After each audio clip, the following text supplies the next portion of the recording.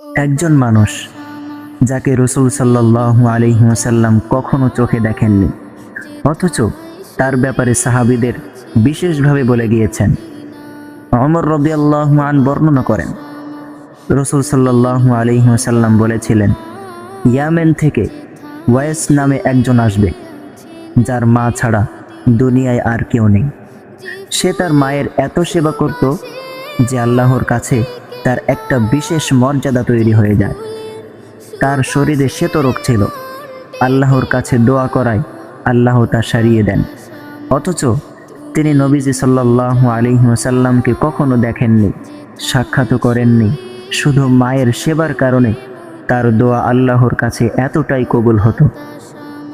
রাসূল সাল্লাল্লাহু আলাইহি ওয়াসাল্লাম সাহাবীদের নির্দেশ দিয়েছিলেন, তোমাদের কেউ যদি ওয়াইসের সাক্ষাৎ পাও, তার কাছে নিজের জন্য মাগফিরাতের দোয়া চাও। একটা মানুষের মায়ের সেবাই তাকে এত উঁচু মর্যাদায় নিয়ে যেতে পারে। আপনার মায়ের সাথে ব্যবহার কেমন? আজই তার হাত ধরে একটু সময় দিন, শেয়ার করুন, যাতে সবাই জানতে পারে।